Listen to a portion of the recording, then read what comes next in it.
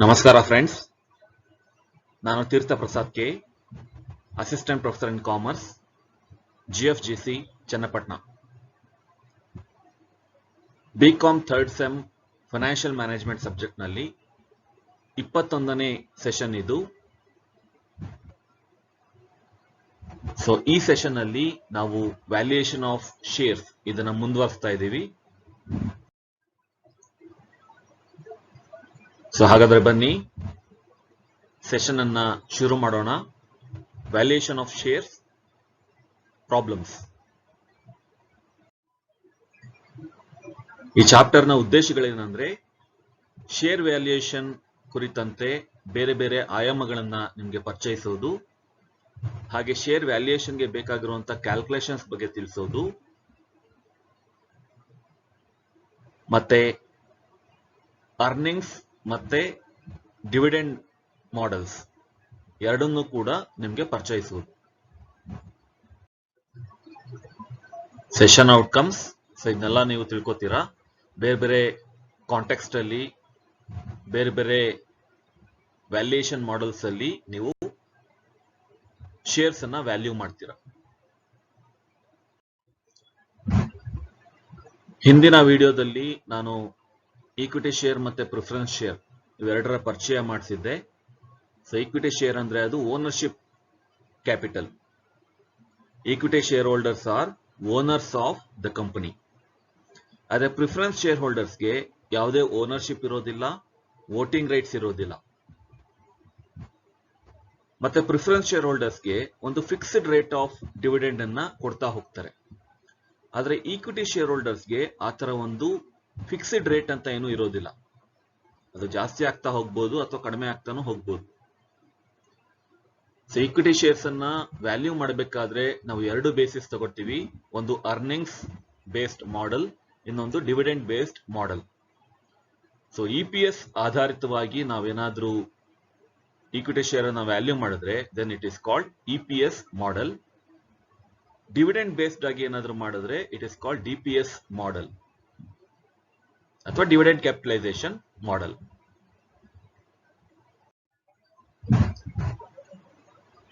ಈ ಸ್ಲೈಡ್ ನ ಪರಿಚಯ ನಿಮ್ಗೆ ಇರುತ್ತೆ. ಸೊ ಹಿಂದಿನ ವಿಡಿಯೋದಲ್ಲೂ ಕೂಡ ನಾನು ಇದನ್ನ ಎಕ್ಸ್ಪ್ಲೈನ್ ಮಾಡಿದ್ದೆ. ಸೊ ಡಿವಿಡೆಂಡು ಬೆಳೆಯೋದೇ ಇಲ್ಲ, ಅಷ್ಟೇ ಇರುತ್ತೆ ಅಂತ ತಿಳ್ಕೊಳ್ಳೋದಾದ್ರೆ ನಾವು ಕಾನ್ಸ್ಟೆಂಟ್ ಡಿವಿಡೆಂಡ್ ಮಾಡೆಲ್ ಈ ಮೊದಲನೇ ಫಾರ್ಮುಲಾ ಯೂಸ್ ಮಾಡ್ತೀವಿ. ಮೊದಲನೇ ರೋ ಡಿವಿಡೆಂಡು ಯಾವುದೋ ಒಂದು ರೇಟ್ ಅಲ್ಲಿ ಬೆಳೀತಾ ಹೋಗುತ್ತೆ ವರ್ಷದಿಂದ ವರ್ಷಕ್ಕೆ ಅಂತ ಅಸ್ಯೂಮ್ ಮಾಡ್ಕೊಂಡ್ರೆ constant dividend growth model use ಮಾಡ್ತೀವಿ. ಸೊ ಇದು ಎರಡನೇದು. ಅರ್ನಿಂಗ್ಸ್ ಬೇಸಿಸ್ ಮೇಲೆ ಮಾಡೋದಾದ್ರೆ ನಾವು ಈ ಫಾರ್ಮುಲಾನ ಯೂಸ್ ಮಾಡ್ತೀವಿ.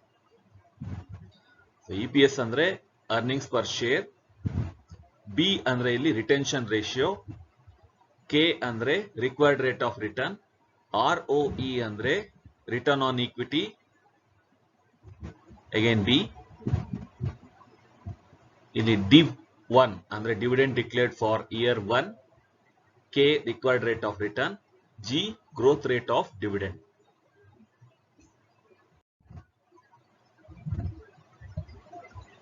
ಸೊ ಪ್ರಿಫರೆನ್ಸ್ ಶೇರ್ಸ್ ಬಗ್ಗೆ ಒಂದು brief note ಕೊಡೋದಾದ್ರೆ, it is a share in the preference capital of a company.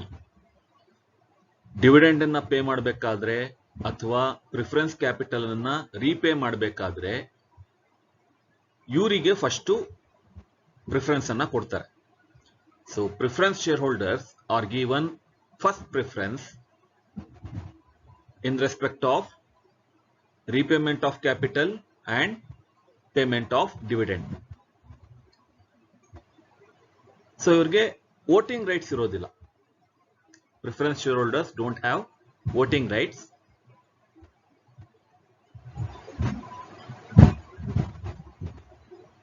ಮತ್ತೆ ಪ್ರಿಫರೆನ್ಸ್ ಶೇರ್ಸ್ ಅನ್ನ ವ್ಯಾಲ್ಯೂ ಮಾಡೋದು, ಥಿಯರಿಟಿಕಲಿ ಪ್ರಿಫರೆನ್ಸ್ ಶೇರ್ಸ್ ಅನ್ನ ವ್ಯಾಲ್ಯೂ ಮಾಡೋದು, the procedure is similar to debentures or bonds. So debentures bonds ಅಲ್ಲಿ ಏನ್ ಮಾಡ್ತಾ ಇದ್ವಿ ನಾವು, ಆ ಬಾಂಡ್ ಇಂದ ಬರುವಂತ ಎಲ್ಲಾ ಕ್ಯಾಶ್ ಫ್ಲೋಸ್ ನ ತಗೋತಾ ಇದ್ವಿ. ಪ್ರತಿ ವರ್ಷ ಏನೊಂದು ಕ್ಯಾಶ್ ಫ್ಲೋಸ್ ಬರುತ್ತೆ ಅದು. ಮತ್ತೆ ಲಾಸ್ಟ್ ಇಯರ್ ಆ ಟರ್ಮ್ ಮುಗಿದ್ಮೇಲೆ ಆ ಕೊನೆ ವರ್ಷ ಏನ್ ಬರುತ್ತೆ ಆಗ ಮೆಚುರಿಟಿ ಅಮೌಂಟ್ ಸಿಗುತ್ತೆ, ಇಂಟ್ರೆಸ್ಟ್ ಸಿಗುತ್ತೆ, ಮೆಚುರಿಟಿ ಅಮೌಂಟ್ ಸಿಗುತ್ತೆ. ಸೊ ಎಲ್ಲಾ ಕ್ಯಾಶ್ ಫ್ಲೋಸ್ ಅನ್ನು ನಾವು ಪ್ರೆಸೆಂಟ್ ವ್ಯಾಲ್ಯೂಗೆ ಇಳಿಸ್ತಾ ಇದ್ವಿ. ಸೊ ಪ್ರೆಸೆಂಟ್ ವ್ಯಾಲ್ಯೂಗೆ ಇಳಿಸಿ ಅದನ್ನ ಟೋಟಲ್ ಮಾಡಿ that is the bond value ಅಂತ ಕ್ಯಾಲ್ಕುಲೇಟ್ ಮಾಡ್ತಾ ಇದ್ವಿ. ಅದೇ ಪ್ರೊಸೀಜರ್ ಏನೇ ಪ್ರಿಫರೆನ್ಸ್ ಶೇರ್ಸ್ಗೂ ಕೂಡ ಅಪ್ಲೈ ಆಗುತ್ತೆ. ಯಾಕಂದ್ರೆ preference shares have features of bond or debenture. Fixed rate of dividend ಇದೆ, ಇಷ್ಟು ಟರ್ಮ್ ಅಂತಾನೂ ಇರುತ್ತೆ. ಸೊ ಅದರಿಂದ ಅದೇ ಫೀಚರ್ಸ್ ಇರೋದ್ರಿಂದ ವ್ಯಾಲ್ಯೂ ಮಾಡೋದು ಕೂಡ ಹಾಗೇನೆ. ಸೊ ಪ್ರಿಫರೆನ್ಸ್ ಶೇರ್ ಇಂದ ಏನೇನು ಕ್ಯಾಶ್ ಫ್ಲೋಸ್ ಬರುತ್ತೆ ಅದನ್ನ ಡಿಸ್ಕೌಂಟ್ ಮಾಡ್ತೀವಿ ಪ್ರೆಸೆಂಟ್ ಟರ್ಮ್ಸ್ಗೆ, ಮತ್ತೆ ಅದನ್ನ ಟೋಟಲ್ ಮಾಡ್ತೀವಿ. That will be the value of preference shares. Preference share ವ್ಯಾಲ್ಯೂಯೇಷನ್ಗೂ ಕೂಡ ಅದೇ ಟೇಬಲ್ ನ ಬಳಸ್ತೀವಿ. Year, cash flow, P V factor ಮತ್ತೆ P V of cash flow. So cash ಫ್ಲೋಸ್ನೆಲ್ಲ ಪ್ರೆಸೆಂಟ್ ವ್ಯಾಲ್ಯೂ ಗಿಳಿಸಿ ಅದರ ಟೋಟಲ್ ಮಾಡಿದ್ರೆ that will be the preference share value. So problems ನೋಡೋಣ. ಅರ್ನಿಂಗ್ಸ್ ಕ್ಯಾಪಿಟಲೈಸೇಷನ್ ಮಾಡಲ್ ಮೇಲೆ CVT limited EPS of ₹5. So earnings per share 5 rupees ಇದೆ. Policy of retaining 40% of earnings to retained earnings. ಅಂದ್ರೆ 40% earnings ಅನ್ನ ಅವರು retained earnings ಆಗಿ ಅವರೇ ಇಟ್ಕೋತಾರೆ ಕಂಪ್ನಿನಲ್ಲಿ. ಮುಂದೆ ಯಾವಾಗ್ಲಾದ್ರೂ ಎಕ್ಸ್ಪ್ಯಾನ್ಷನ್ ಮಾಡಬೇಕಾದ್ರೆ ಎಲ್ಲ ಬೇಕಾಗತ್ತೆ ಅಂತ. ಸೊ 40% ಅಂದ್ರೆ ನೀವು ತಗೋಬೇಕಾಗಿರೋದು 0.40 ಅಂತ. 40/100 0.40. Return on equity is 15%. Calculate the value of share if the capitalization rate is 10%. So ಇದು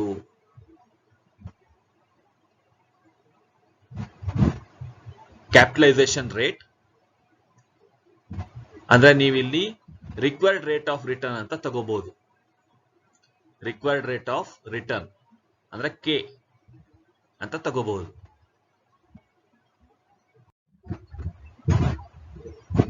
ಅರ್ನಿಂಗ್ಸ್ ಕ್ಯಾಪಿಟಲೈಸೇಷನ್ ಮಾಡೆಲ್ ಅನ್ನು ಅಪ್ಲೈ ಮಾಡೋಣ. ಸೊ ಇದು formula P0 equals EPS 1 into 1 minus B divided by K minus ROE into B. So ಆಯಾ ಜಾಗದಲ್ಲಿ ಆಯಾ figures ಅನ್ನು ಹಾಕೋಣ. So EPS ಎಷ್ಟಿದೆ? 5 rupees into 1 minus retained earnings 0.40, 40% ಇರೋದು ರಿಟೈನ್ಡ್ ಅರ್ನಿಂಗ್ಸ್. ಸೊ 0.40. ಇಲ್ಲಿ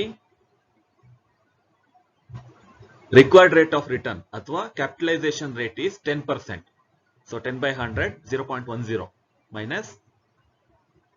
ಸೊ ರಿಟರ್ನ್ ಆನ್ ಈಕ್ವಿಟಿ ಅವರೇ ಕೊಟ್ಟಿದ್ದಾರೆ 15% ಅಂತ. So 0.15 into 0.40 B retention ratio ಇದೇನೆ, ಸೇಮ್ 0.40 ಇದೇನೆ. ಸೊ ಅದನ್ನ ಎವ್ಯಾಲ್ಯೂಯೇಟ್ ಮಾಡಿ. ಸೊ 1 ಮೈನಸ್ 0.40 ಅಂದ್ರೆ 0.60 ಬರುತ್ತೆ. ಸೊ ಮಲ್ಟಿಪ್ಲೈಡ್ ಬೈ 5, 0.10 ಮೈನಸ್ ಇದು 0.15 ಇಂಟು 0.40 0.06 ಬರುತ್ತೆ. ಸೊ ಇದು ಮಾಡಿ 0.10 ಮೈನಸ್ 0.06. ಸೊ ಇದು ಮಾಡಿದ್ರೆ 3 divided by 0.04 ಬರುತ್ತೆ. So value of equity share is 75 rupees.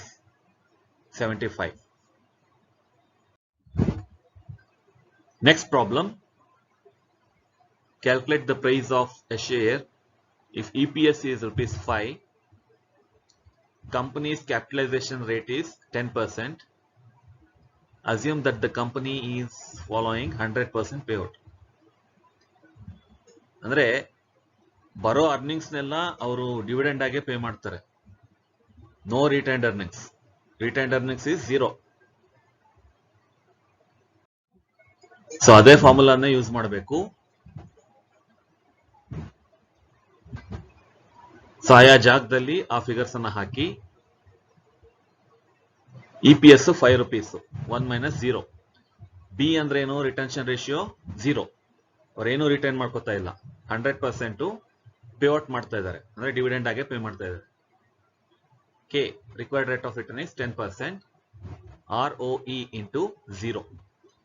ROE ಅಲ್ಲಿ ಕೊಟ್ಟಿಲ್ಲ ಕ್ವೆಶ್ಚನ್ ಅಲ್ಲಿ, ಆದ್ರೆ ನಾವು ತಗೊಂಡ್ರು ಅದು 0 ಅಂತಾನೆ ಬರುತ್ತೆ. ROE ಎಷ್ಟಾದ್ರೂ ಆಗಿರ್ಲಿ, ಇಂಟು 0 ಮಾಡಿದಾಗ ಅದು 0ನೇ ಆಗ್ಬಿಡುತ್ತೆ. ಸೊ ಅದರಿಂದ ROE ಕ್ವಶನ್ ಅಲ್ಲಿ ಕೊಟ್ಟಿದ್ರು ಒಂದೇ, ಕ್ವಶನ್ ಅಲ್ಲಿ ಕೊಟ್ಟಿಲ್ಲ ಅಂದ್ರೂ ಒಂದೇ. ಸೊ 0 ಅಂತಾನೆ ಬರುತ್ತೆ. ROE into 0 anything it may be, ಇದು 0ನೇ ಬರುತ್ತೆ ರಿಸಲ್ಟ್. ಸೊ ಅದರಿಂದ ಎಷ್ಟಾಗುತ್ತೆ? 1 minus 0 is 1 only. 5 into 1 5 divided by 0.10 minus 0 is 0.10ನೇ. So ಅದರಿಂದ 5 by 0.10 ಆಗುತ್ತೆ. So it is 50 rupees. Value of equity share is 50 rupees.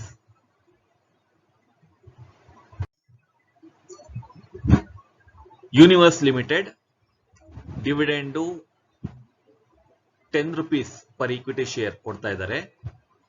Rate of dividend expected to grow at 6% perpetually in the years to come. Perpetually ಅಂದ್ರೆ for indefinite period of time ಅಂತ ಅರ್ಥ ಮಾಡ್ಕೋಬಹುದು. Forever. The current expected dividend rate is 15%. Expected dividend rate ಅಂದ್ರೆ ನಾವು required rate of return ಅಂತ ತಿಳ್ಕೋಬಹುದು. Capitalization rate.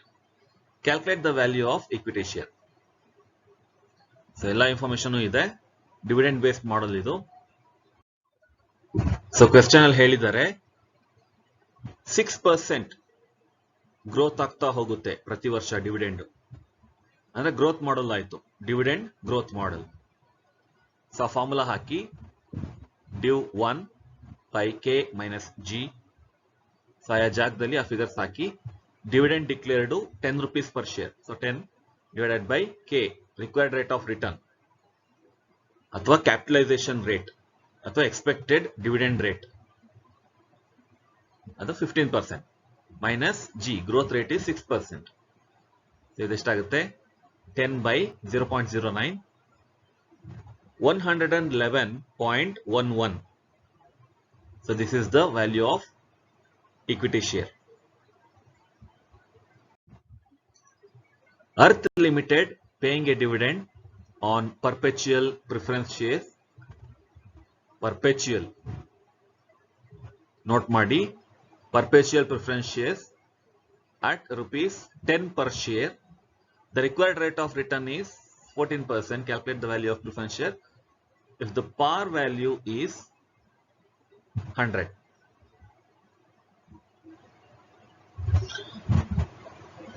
So ಇದಕ್ಕೆ ಜಾಸ್ತಿ ಕ್ಯಾಲ್ಕುಲೇಷನ್ಸ್ ಬೇಕಾಗಿಲ್ಲ. ಡಿವಿಡೆಂಡ್ ಎಷ್ಟು ಅಂತ ಕೊಟ್ಟಿದ್ದಾರೆ, 10 per share. ಕೆಲವೆಲ್ಲ ಇನ್ಫಾರ್ಮೇಶನ್ ಬೇಕಾಗಲ್ಲ ಇಲ್ಲಿ. ಸೊ ಅದರಿಂದ ಏನ್ ಮಾಡ್ತಾರೆ, ಈ ಬಾಂಡ್ ಮತ್ತೆ ಡಿಬೆಂಚರ್ಸ್ ಪರ್ಪೆಚುಯಲ್ ಆದಾಗ ಅಥವಾ ಇರ್ರಿಡೀಮಬಲ್ ಆದಾಗ ಒಂದು ಸಿಂಪಲ್ ಫಾರ್ಮುಲಾ ಹೇಳಿದ್ದೆ, ಎ ಡಿವೈಡೆಡ್ ಬೈ ಐ ಅಂದ್ರೆ annual coupon divided by required rate of return ಅಲ್ವಾ, ಸಿಂಪಲ್. ಸೊ ಅದನ್ನ ಮಾಡಿದ್ರೆ ನಿಮ್ಗೆ ವ್ಯಾಲ್ಯೂ ಆಫ್ ಪರ್ಪೆಚುಯಲ್ ಡಿಬೆಂಚರ್ ಸಿಗುತ್ತೆ ಅಂತ. ಸೊ ಅದನ್ನೇ ಅಪ್ಲೈ ಮಾಡ್ಬೇಕಿಲ್ಲಿ. So value of preference share is equal to annual coupon by interest rate. So 10 annual coupon ಅಂದ್ರೆ dividend ಎಷ್ಟು ಪೇ ಮಾಡ್ತಾ ಇದ್ದಾರೆ ವರ್ಷಕ್ಕೆ, 10 rupees ಡಿವೈಡೆಡ್ ಬೈ 0.14. ಇದು required rate of return. Interest rate ಅಂದ್ರೆ ಇಲ್ಲಿ ನಾವು ರಿಕ್ವೈರ್ಡ್ ರೇಟ್ ಆಫ್ ರಿಟರ್ನ್ ಅಂತ ತಿಳ್ಕೋಬೇಕು. So 14.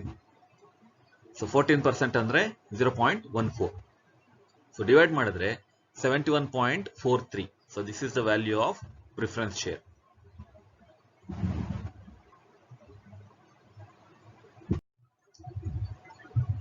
So MCQs. What is the difference between valuing a bond and a preference share? Both are same, but we use different terms. So preference share ಅಲ್ಲಿ cash ಫ್ಲೋನ dividend ಅಂತ ಕರಿತೀವಿ, bond ಅಲ್ಲಿ ಆದ್ರೆ ಅದನ್ನ interest ಅಂತ ಕರಿತೀವಿ. ಮಿಕ್ಕೆಲ್ಲ ಕ್ಯಾಲ್ಕುಲೇಷನ್ಸ್ ಒಂದೇನೆ. ಬಾಂಡು ಅಥವಾ ಪ್ರಿಫರೆನ್ಸ್ ಶೇರು ಅದರಿಂದ ಬರುವಂತ ಕ್ಯಾಶ್ ಫ್ಲೋಸ್ ಏನಿದೆ ಅದನ್ನೆಲ್ಲ ನಾವು ಡಿಸ್ಕೌಂಟ್ ಮಾಡ್ತೀವಿ present value. The total is called value of bond or preference share.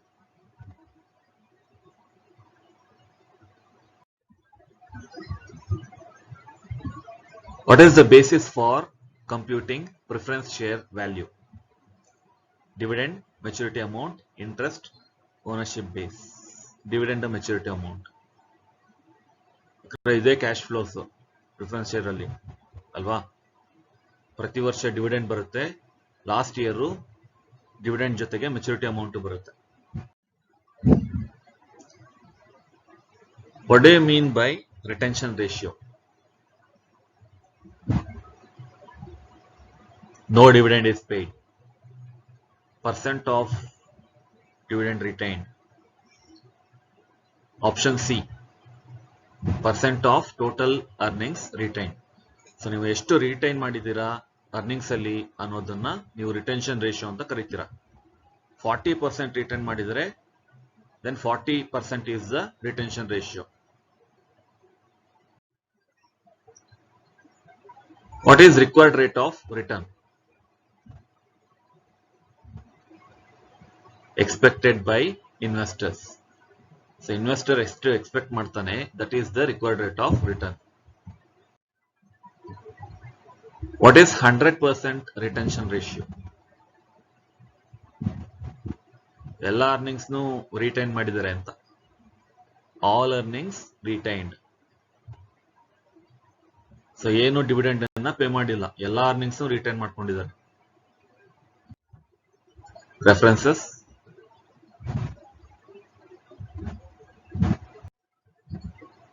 Thank you students. Thanks for your patience.